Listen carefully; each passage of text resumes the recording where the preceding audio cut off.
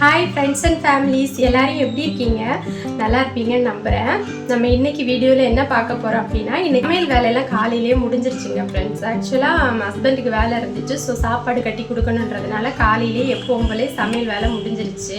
இப்போ நமக்கு முக்கியமான வேலை என்னென்னு பார்த்தீங்கன்னா, நம்ம சுற்றி இருக்கிற இந்த கிச்சனை வந்து க்ளீன் பண்ண போகிறோங்க. இந்த டப்பாங்களெல்லாம் தொடச்சி வச்சுட்டு இந்த செல்ஃபெல்லாம் க்ளீன் பண்ணி எல்லாத்தையும் சரி பண்ண போகிறோம். ஏன்னா இந்த வீக் டேஸில் நம்மளால் அதெல்லாம் பண்ண முடியாது. வீக்கெண்டுன்றது வீக் ஆஃப் பண்ணிக்கு தான் நம்மளால் இந்த மாதிரி பெண்டிங் ஒர்க் எல்லாமே பண்ண முடியும் ஃப்ரெண்ட்ஸ். அந்த ஒர்க் எல்லாம் நம்ம எப்படி பண்ணுறோம், எவ்வளோ இதுவாக நீட்டாக பண்ணுறோம், இப்படி இருக்கிற கிச்சன் எப்படி மாற போகுதுன்னு நீங்கள் பார்க்க போகிறீங்க. வாங்க வீடியோக்குள்ளே போகலாம், ஓகேங்களா? பாருங்கள் ஃப்ரெண்ட்ஸ், எவ்வளோ தூசி படிஞ்சிருக்கு பாருங்கள் செல்ஃபிலெல்லாம். இந்த டப்பாங்களெல்லாம் எடுத்துகிட்டு நம்ம இதெல்லாத்தையும் இப்போ க்ளீன் பண்ணணும் ஃப்ரெண்ட்ஸ். இந்த செல்ஃபு, அப்புறம் பார்த்திங்கன்னா அது இங்கே மேலே இருக்கிற செல்ஃபு, இது எல்லாமே நம்ம க்ளீன் பண்ணணுங்க. அப்புறம் பாத்திரம்லாம் வச்சுருக்கிற ரேக் எல்லாமே க்ளீன் பண்ண போகிறோம் ஃப்ரெண்ட்ஸ். வாங்க பண்ணலாம். டப்பாலாம் எடுத்து ஒரு ஓரமாக வச்சுட்டேங்க க்ளீன் பண்ணுறதுக்காக. இது எல்லாத்தையும் எடுத்து வச்சுட்டு தான் இப்போ நம்ம செல்ஃபெல்லாம் துடைக்க போகிறாங்க. எப்படி தான் தூசி வரும்னே தெரிலங்க. எதுனா ஒன்று கொட்டிடுது. எவ்வளோ தான் கவனமாக எடுத்தாலுமே ஒன்று மசாலா எதுனா கொட்டி போயிடுது. மெயினாக வந்து அந்த தாளிக்கிற அந்த எண்ணெயோட பிசுக்கு தாங்க அங்கங்கே பிசு பிசுன்னு ஒட்டி ஒட்டி உட்காந்துட்ருக்குது. நம்ம டெய்லிக்கும் க்ளீன் பண்ணோன்னா அந்த அளவுக்கு ஆகாதுங்க. நம்ம வாரத்தில் ஒரு நாள் அந்த மாதிரி க்ளீன் பண்ணும்போது கொஞ்சம் வேலை கொஞ்சம் அதிகமாக இருக்கிற மாதிரி தான் ஃபீல் ஆகுது. சின்ன சின்ன அடுப்புலலாம் குழம்பெல்லாம் இதுவாகிட்டு கொஞ்சம் கொஞ்சம் அப்படி இருந்துச்சுங்க. ஸ்பீடாகவே நம்ம வந்து துடைக்க ஆரம்பிச்சிட்டேன்.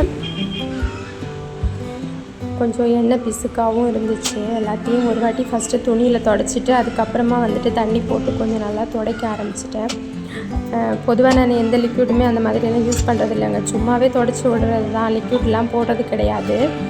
மழை காலத்தில் சில டைமில் அந்த அந்த மாதிரி எதுனா வர ஆரம்பிச்சிச்சுன்னா மட்டும்தான் அந்த லிக்விட் போட்டு துடைக்கிறது. மற்றபடி தண்ணி வச்சு தாங்க கிச்சன் எல்லாமே க்ளீன் பண்ணுவோம். டப்பா எல்லாமே துடைக்க ஆரம்பிச்சிட்டேன். எல்லாத்தையும் துடைச்சிட்டு கபோர்டில் நம்ம அதாவது ரேக்கில் வந்துட்டு அந்தந்த இடத்துல அடுக்கி வச்சுட்டோம் அப்படின்னா 1 வீக்குக்கு எந்த பிரச்சனையும் இல்லைங்க. அடுத்த க்ளீனிங் வந்து நம்ம நெக்ஸ்ட் வீக் பார்த்தா போதும். எல்லாத்தையும் அடுக்க ஆரம்பிச்சிட்டேன். எல்லாமே குட்டி குட்டி பாக்ஸில் தாங்க போட்டு வச்சுருப்பேன். பெரிய டப்பாலேருந்து அப்பப்போ தேவைக்கு ஏற்ற மாதிரி சின்ன சின்ன டப்பாவில் போட்டு வச்சுருப்பேன். அதனால கொஞ்சம் ஈஸியாக இருந்துச்சு. இது நம்மளோட மணி பிளான்ட்டுங்க. இதையுமே க்ளீன் பண்ணி அந்த ஜன்னல் ஏரியா வந்து கொஞ்சம் குப்பையாக தான் இருந்துச்சு. அதையுமே தொடச்சிட்டு மணி பிளான்ட்லாம் திரும்ப எடுத்து வைக்க ஆரம்பிச்சிட்டேன். எல்லாத்தையும் செட் பண்ணி வச்சதுக்கப்புறம் தான் கொஞ்சம் ரிலாக்ஸாக இருந்துச்சு.